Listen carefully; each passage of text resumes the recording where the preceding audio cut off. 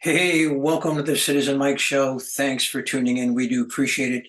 My name is Mike Brudinski, and on this episode, we're going to be having two conversations with two candidates for the Board of Education. This episode does not end our attention to the elections coming up in November. We're going to have many more conversations with folks running for office. But in this episode, we speak with a Democratic candidate for Board of Education, Melanie Rossacci, and Democratic candidate for Board of Education, Ben Hyland.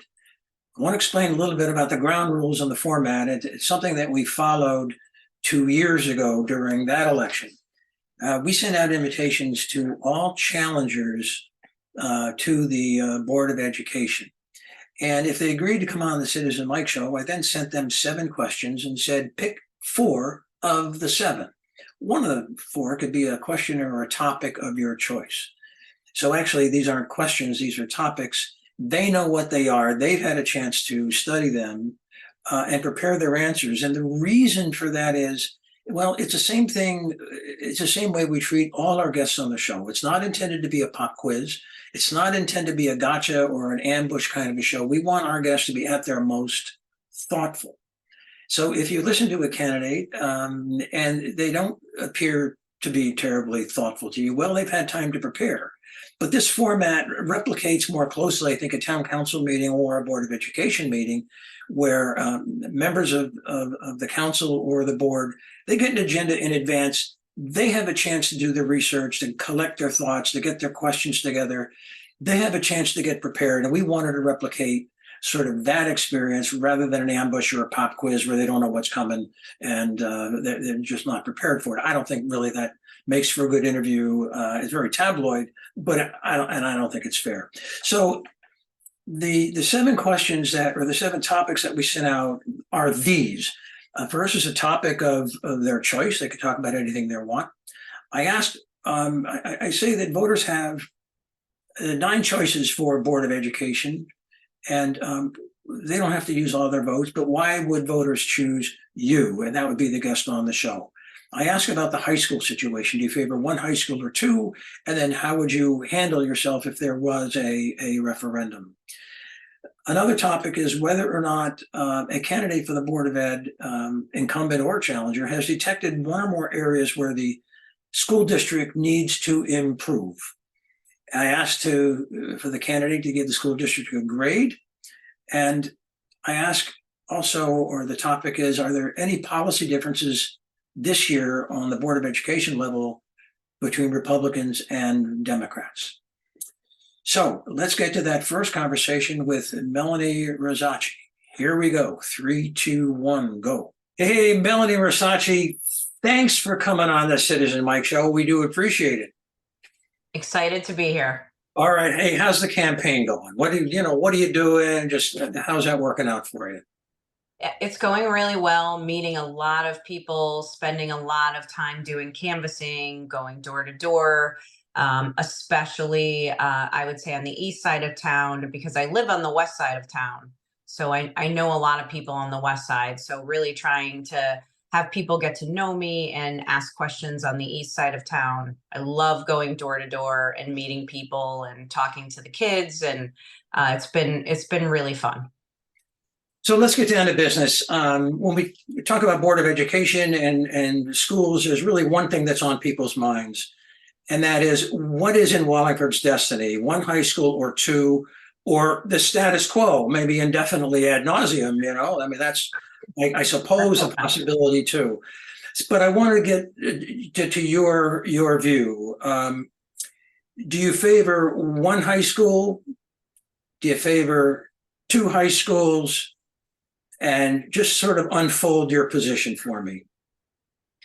So I've been a pretty vocal advocate of 2 high schools. I've been involved in the discussion and really tried to be an active community member and parent really since 2018, when Superintendent Menzo really brought this to the forefront.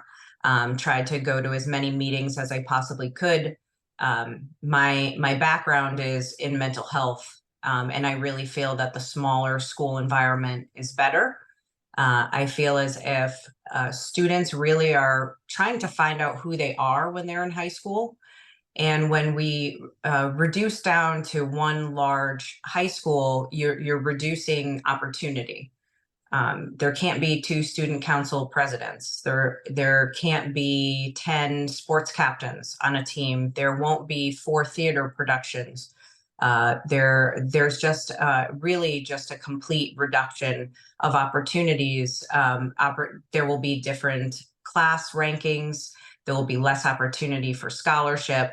And so it's really would be, broad, the repercussions of this, the negative repercussions, and they will be very long-standing. One of the arguments for the one high school position is that it opens up more course offerings. Maybe all the courses couldn't be offered if there were 2 high schools, but all the desired courses could be offered if there was one. How do you feel about that argument? How do you address it? I would say it might be a little bit of slightly hyperbole, because I think that uh, Maureen Reed in one of the meetings actually started to look at the data, and she looked at what were the requests from Lyman Hall students and Sheehan students for certain classes that were not run. And for a lot of the classes and what the requests were, there wasn't even enough with both requests from both high schools. There still wouldn't have been enough to meet the threshold to have that additional class. I think that's sort of easy to say and a little bit of conjecture now, to say, oh no, we'll be able to offer you a lot more. I'm not 100% sold. I'm not sold on that at all. I think the data has been spotty at best. And I think there's a lot of questions that a lot of really smart residents have and have not been given the opportunity to ask. We'll get to that in a second. Cost, I mean, that matters. Money matters. What's your understanding of the comparative costs between one high school and 2? The cost estimates have changed from 2018 to 2023. Even between 2022 and 2023, the cost estimates have changed. And so in the last iteration of what was presented, the cost to go to one high school was less. But also there was a reduction in the size of the high school, so you could increase the reimbursement rate. And fluctuations in enrollment are bound to happen. We're hearing some anecdotal information this year that there's 600 new students in Wallingford. We don't know how many left, but we know that 600 are new. And that already is different than what their enrollment projections were. And sometimes you just can't tell. There could be a large farm in town that sells, and there could be a massive amount of houses that come in. And that's happened before. We've seen in the town where elementary schools have been closed and then reopened based on a rise in enrollment. And so fundamentally, we have to decide as a town, what is our value around education, and what is our value around what we want to offer our students. When you look at these, I know in the town council meeting, one of the town councilors talked about, comparing us to the larger schools that were one schools, but you're talking about major disparity in median incomes. When you're talking about those towns versus Wallingford, the top 10 schools, 5 of the top 10 have median incomes over $200,000. The other 5 are over 100,000. There is something to do that ties community and wealth to opportunity and education. And Wallingford's median income is 88,000. It is a different population. It is a different town. And you can't compare Wallingford to a town that has a median income of $206,000. Why not? Because the opportunities are different when there's more resources. That's just the way that wealth works. You're likely to have a stay-at-home parent. You're likely to have more resources that can afford extra tutoring. You're likely to have more resources that can provide extra opportunity as it relates to sport or music or anything else a child is interested in. Resources do bring opportunity, and we have to base what our town is in reality and where we are as a town. And then we need to support the people that live in this town based on that information. So let's track what may happen in the future. And I want to ask you, what would you do in this situation? So let me sort of roll this out. And counting the votes is something that we do on the Citizen Mike show just for fun, but we kind of count the votes where we think they're going to go. And I could make a case that even if all of the two high school candidates for the Board of Ed win, even if all of them win, there still isn't enough votes on the Board of Ed to reverse its decision to recommend one high school. Just roll with me on that for a minute. And also, let's assume that a proposal gets in front of the town council recommended by the then mayor to fund further work on the one high school concept. And the town council has the votes to pass that, and the one high school concept is now on a roll. And we've heard that there may be a referendum to stop that one high school effort. What role, if any, would you take in that referendum? Because now you're more than just an activist and an advocate. You're on the Board of Education, assuming you're elected. How do you handle that? Well, I believe a referendum is sort of the pinnacle of a democratic process. So that's really my opinion on referendums in general.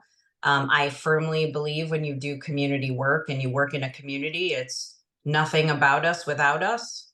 And that's why referendums really should happen. I would want to have a referendum as well. I think it should go to referendum no matter what. I think our town charter needs to be looked at, and there should be a threshold for spending that forces a town referendum like a lot of our surrounding towns have. Cheshire went to a referendum over a fire truck, and we don't have anything in our town charter that would force us to go to referendum on something as important as high schools. I want to stop you to make sure I get to the point, though. You're on the board. Do you go out and stump for two high schools? Do you actively support the referendum, even though the Board of Education was sort of on record for? I would like to see where the Board of Education goes when it settles and we see who the new Board of Education is, because I have confidence that if new information comes out in the study, because I have the study and what it's supposed to be doing, this new study. So they're required to develop a 10-year strategic plan for all facilities, developing educational specifications, a site analysis, and then assistance with communication of the consolidated high school plan. My guess is the 10-year strategic plan and site analysis is going to bring out some new information. If they're really analyzing the site that they're talking about in Lyman Hall, then there should be new information presented. My assumption would be that the other professionals that are on the Board of Education would then be able to, when you receive new information, you can change your mind. So if the new information received with this study comes out, then the Board of Education could take a look at that and we could re-vote based on the new information. So we're going to be running out of time unless I get a short answer to this. Let's assume they don't change their mind. Mm-hmm. Are you an activist in this referendum effort and supporting the referendum and fight for two high schools? Absolutely. Okay, let's change the subject. And I should say some of these could be short answers. I'm not really sure, but let's give it a go. The question that you chose was that the motivation, you wanted to go into your motivation to run for the Board of Education. Was it this one high school, two high school controversy, or was your motivation bubbling up before that?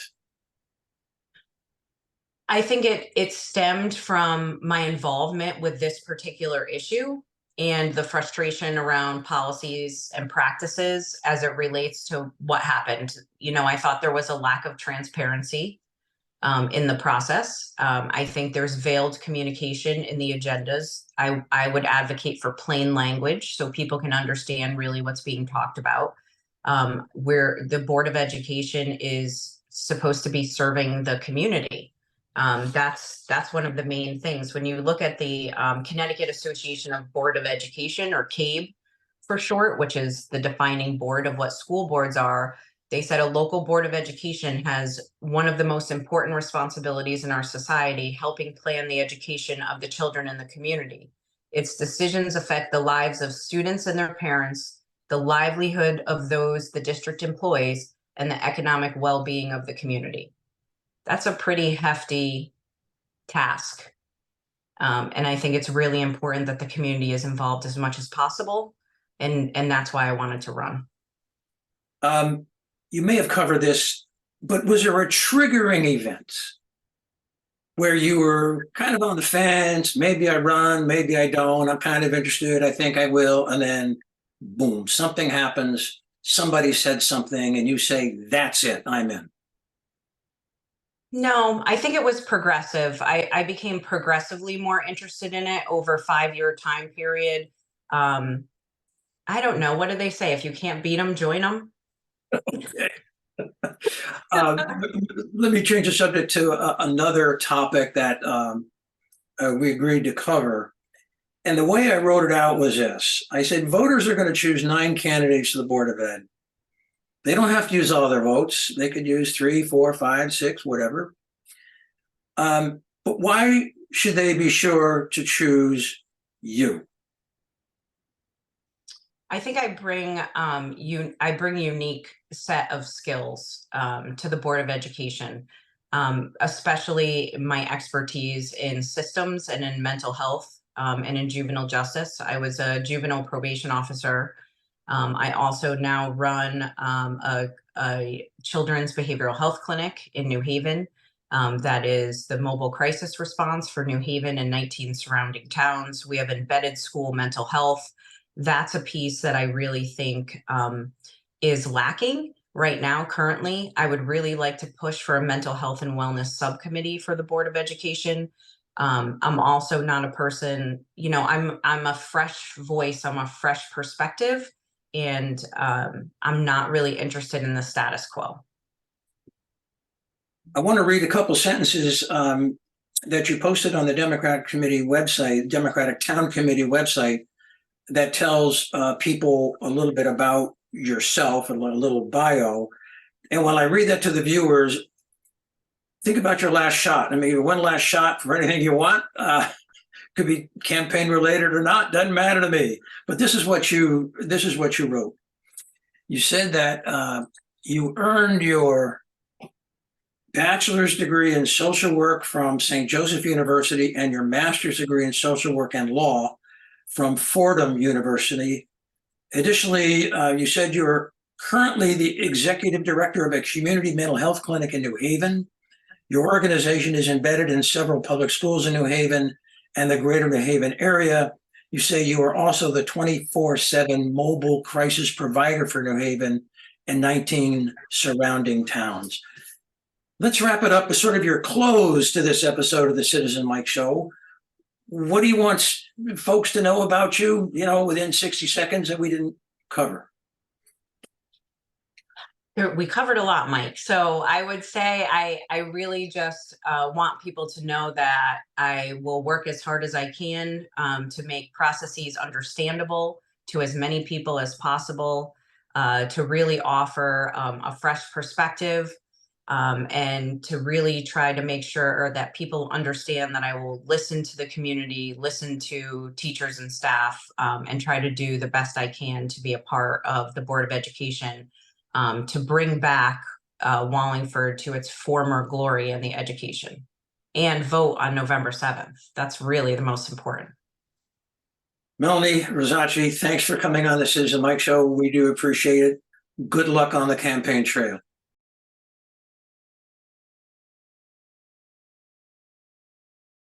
Hey, Ben Hyland, candidate for Board of Education, a Democrat. Welcome to the Citizen Mike Show. We appreciate it. Thanks for coming on. Thanks for having me, Mike. Yeah, give me a quick primer on how your campaign is going. What have you been doing? Sort of what response you've been getting, things like that. Yeah, campaign's been going well. I'm outdoor knocking as often as I possibly can be. I actually am scooting around town. A lot of people have started to notice me because I'm a fairly tall individual and I'm usually very brightly colored. So as I scoot down the road, people are recognizing that. But in We'll keep, general, it's been, oh yeah, we'll keep an eye out. That's what we'll do. yeah. So our viewers know we sent you seven topics to discuss. Pick four were the ground rules. One that you picked interests me greatly, and it's this one. Have you detected one or more specific areas where the school district needs to improve? Walk me through why you picked that one and what's on your mind that you want to tell us. Yeah, great question. So knocking on the doors, it's really taught me that the public believes that there's a lack of transparency and accountability from the school system as a whole. So that comes from whether it's administration, their teachers, and the Board of Education. I think that whole dynamic has sort of developed into a mistrust where there's all this divided attention and divided conversation between each one of those sections, and they're not coming together all the time for the common goal of the children. And so that's something I hear over and over from different perspectives. I knock on a teacher's door and they're saying it from the side of they're not hearing, feeling heard by the administration. You have parents that are saying that the teachers aren't reaching out to them in timely manners about things that are going on. And then when it looks over to the Board of Education, obviously there's some big decisions that have come down recently where the public feels they didn't have a voice in it. And so that whole environment has created, as I said, this mistrust that we need to really work on as a Board of Education to foster a better relationship between all of these different sections. The Board of Education I really look at as the glue to hold everything together. So the Board of Education has to hear everything from the administration, from the teachers, from the parents, bring all of those voices together, allow them to be heard, and then respond to them appropriately. I want to get more, yeah, on this topic, but I want to get a little more specific. Let's put ourselves in the future. Let's say you've won, you have a seat on the Board of Education, you're a rookie among some other, more experienced board members, and yet you've cited this problem of transparency, but you're probably not ahead of the committee. You're not chair or vice chair, you're a rookie. What practically can you do to get closer to your goal of greater transparency and communication? So obviously with the current chair stepping down, there's going to be a regime change of some kind. With that, I know a lot of the issues that happen at Board of Education meetings are where people have the option to speak, and then the Board of Education has put up a wall to say they do not necessarily respond. And that has created a certain dynamic that is not working for the community as a whole.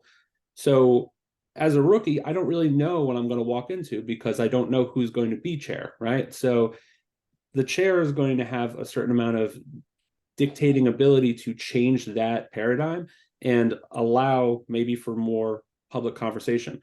I would be an advocate for that. So when the question is put around to the board, should we allow for public comment to be responded to?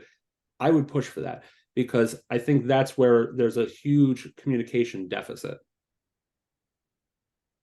Again, imagine yourself elected, you've been seated on the Board of Ed, and you get phone calls. Let's say people watch Citizen Mike Show, they see your comments, they know you're in favor of communication and transparency. So now you're seated, it's in January, February, and you get phone calls from frustrated people. Could be parents, could be teachers, who knows? And they want you to listen and take action. Doesn't that kind of put you in a box, or maybe it doesn't? I don't know. What are your thoughts on that kind of a problem? But I don't think it necessarily puts you in a box. I believe more community feedback is what makes a better Board of Education, makes a better education system as a whole. So I would encourage people to reach out. I know I've spoken with several Board of Education members now that they get constant emails, and for certain issues, they'll get a lot more. For some, they'll get a lot less. But they take the time to analyze and respond to the best of their ability. Now, as far as what I would do in that instance when I have that individual, comment or concern, I would want to address it with the person first to maybe dive into what their individual issue may have been. But then if it's something I can bring to the board, I would most certainly want to do that to the best of my ability. As you said, being a rookie, it may be challenging at times for me to get certain things, to the forefront and to actually get it on the agenda. But the more that I do get that community interaction and the more people that are looking for similar ideas and questions, that gives me more motivation and more ammunition, perhaps, to address the chair and to get something on the agenda. Let's change topics. The hot topic all across Wallingford is, should Wallingford have one high school or two high schools? Or do we keep the status quo? Do we get in a quagmire and nothing moves forward? And how does that roll out? What's your position on that topic? So I'm in support of what is best for the Wallingford students and the town as a whole. With the information that we currently have, that means one school. That's going to give, from what everything looks like, more opportunities for education, and then also giving a more effective use of our tax money. Right now, having the two schools is a larger tax burden, and it is also causing certain courses not to run that I think could be beneficial to students. Yes, it will cause other constraints, but I think with those constraints, some of that is I wouldn't say less important. It is all important, but I would want to put the educational goals first. And I think the data is currently supporting that the one school would give better educational opportunities. That said, well, yes. No. Yeah. So that said, I do come from a town where my school was, just shy of 1,400 kids, right? And having 1,400 students, I had a wonderful educational experience. I felt that it gave me more opportunities to explore different courses. It allowed me to do a whole path of my high school career that is very different from most people. I was able to teach actually in my senior year because of a teacher that had to leave, and I happened to be the most capable person in the building of teaching a course. And the reason they were able to kind of flex and deal with all that is because the school had alternative programs that they could work on to allow me, as well as other students, to do things that weren't traditional schooling. And I think that really came from the size of the school, because they had to interact with all these kids and give us all opportunities in varying ways. So I think large high schools aren't necessarily a stopping point for much of anything. One of the knocks on the one high school concept is that there's an increased risk that kids will fall through the cracks. How would you address that? I think it comes down to staffing. So the size of the school isn't really what determines, in my mind, what the quality of the school is. So kids could fall through the cracks, of course, if we increase the size of the school and we don't proportionally add in more social workers, more teachers, because those will be a necessity. You'll actually need more staff with a one school potentially than you do with two. So I think it's really on the quality of the people that are around our students that will give the benefits. I do understand the position people have where a small school, maybe you can get a little bit more individualized attention, but kids do fall through the cracks in a small school. It happens at every level. And sometimes at a small school, what happens is they fall through the cracks in a different way. For me personally, being in a larger school growing up, I had a social group that was quite large.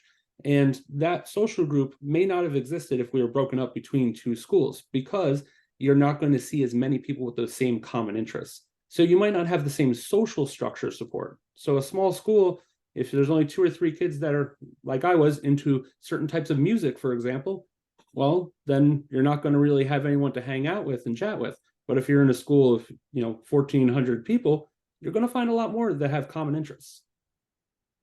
So let's assume you're on the board. Let's assume that the town council proceeds with an appropriation to advance the one high school concept. They've hired a consultant already to do that, to help execute on that. But as soon as, this is hypothetical, as soon as the town council appropriates money to advance that one high school concept, it could be a modest sum, like $750,000 or $1 million, it could be something like that. A referendum is triggered and a fierce battle breaks out across town. And if you think you've seen lawn signs now, one high school, 2 high schools, just wait if that happens. What do you personally do? You're a board member. You can't get rid of that hat and say, well, I pretend I'm not on the board. You're a board member. Do you become an activist for the one high school concept? Do you sit back and let the others do it, or something in between? So I would always support community engagement. If there is enough people that want to push the issue to a referendum, I would be in full support of that. I would always want to kind of caution what that could mean. So pushing it to a referendum could, delay things quite a bit longer. It could cause different contentions within the town because there's no guarantee that that referendum can pass. And now, things could be perhaps more divisive. So there's downsides to doing the referendum, but again, I think there's very little downside to having community engagement, because then people do feel that they're heard. Even if it was to go forward and fail, at least there was an opportunity put out to those people that were very interested in doing so. Would I support 1 or 2 schools? I do not believe I would necessarily lean one way or the other. I would allow the community at that point to make the decision because they've pushed for the referendum. And I would really be looking at, regardless of what ends up happening, if it lands at 1 or 2, I want to make sure that there's leadership in place to whatever the outcome is, to adapt quickly to that change or to that answer from the referendum and figure out what our next moves are.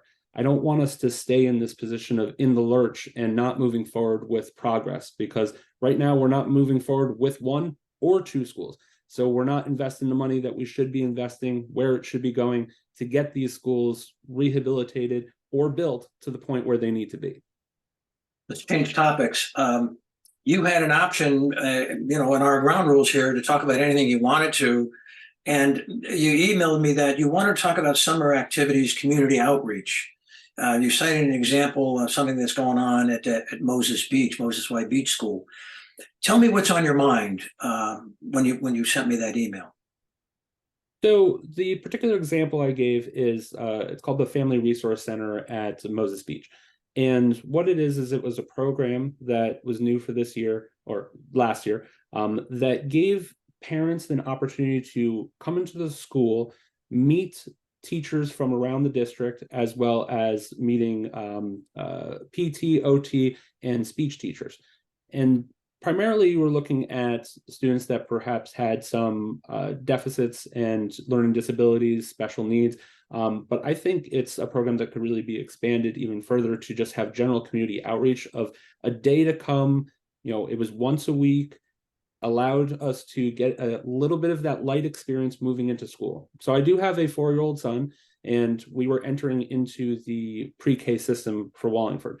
We had a lot of concerns and reservations because he's a extraordinarily active 4-year-old, and we did attempt a preschool a little bit earlier in the year that was very unsuccessful. So when I said, let's go ahead and enter the Wallingford school system, opposed to doing anything private, we were apprehensive, but that gave us a lot of confidence in what the school's abilities were going to be. And I think that expanding those sort of community outreach programs would be invaluable to really allow people to understand what going into school is going to look like for their children when they are nervous or when they do have a concern. Because not every family is of typical developing children that they feel can just waltz into school. But at the same time, a lot of those typical developing children also have lots of trouble entering school for the first time. If you've been home for the past 3-4 years with just your mom or your dad or your caregiver, and now you're entering a building that is completely foreign to you, that you have 13 other students in the class, that's a very daunting proposition. So for me personally, it was something that was really great to see. And those sort of programs are shown to really have wonderful benefits. Change topics now. It's election day. Voter goes into the booth. They've got a ballot and they see names on the Board of Ed ballot. And forgetting partisan loyalties here for a minute, those voters don't have to use all 9 of their ballots. They could just vote for 2 or 3, 3 or 4. But they're making a choice. And so why you and maybe not somebody else? So I think what separates me from the others that are on the board, as well as other people that are running, is that I do have a fiscally minded background. So when we look at the board, it's mostly made up of educators, parents, people that aren't necessarily in that business context. Because of that, I think we do miss some opportunities to be more cost effective for our taxes, because about 2/3 of your taxes is going towards education. And that's often overlooked by a lot of the people when I knock on the doors. You know, they say, I don't have kids or my kids are out of school. What do I care about the Board of Education? Well, it's about how your money is still being spent. Because if your money is being spent poorly, which there's been a lot of issues with that, then we end up in the situation we are today, where we're having to rehabilitate so many of the schools, where if the money had been put forth consistently to keep them up to date and do the improvements that should have happened, I think we would have had a lot less of a tax burden overall of what we're facing down the line. So I think that is what sort of separates me. But in addition to that, I do have an educational background. I do have experience working with children with autism. My wife was an educator. I had my mother. She worked for the federal government in the education department with a specialty for civil rights for special needs. So my whole life has been wrapped up in education. Having an autistic sister, I was constantly involved in much higher aspects of education than a lot of children are, going to Board of Education type meetings, going to conferences, and learning about what the schools are doing for my sister at the time. And now I'm, hoping to take a lot of that information and knowledge and do something for my town. Yeah, I want to just pick out a few details about your background, your resume. And while I'm doing that, think of what can go into your last 30-second pitch. Anything you want, campaign related, doesn't matter to me, but I wanted to bring this information out. You got your bachelor's in fine arts from Alfred University. That's an upstate New York university. Concentrating in photography and ceramics. This is what you wrote in a piece for the Democratic Town Committee. It's on the website. This is where I'm getting it from. It says art school taught you about creative problem solving and working in groups towards a single vision with very diverse personalities. You also mentioned that you have a strong business background, and you've told me that you're in training now to be a financial advisor. Did I get that right so far? Correct. Okay, so let's wrap it up. What do you want to leave the voters with? Your final thoughts. For me, my objective is I want to do something better for our town. I want to create a better Wallingford as best I can from the position I'm in. So entering the Board of Education, I have a lot of strong ideas and opinions of what we can do to better the educational system here, to make it not only better for the students, but better for the town as a whole.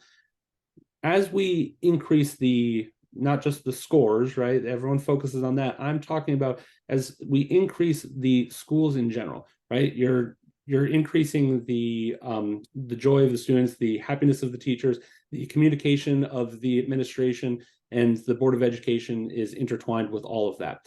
As we make all of that better, we have more people that want to move into this town because of the positive feedback they're hearing and because of what they can see from various, state data and, residential data. More people that move into the town means there's more resources for us moving forward. It'll lower our overall tax burdens. It'll increase our property values. And really, at the end of the day, our children are the investment for our future.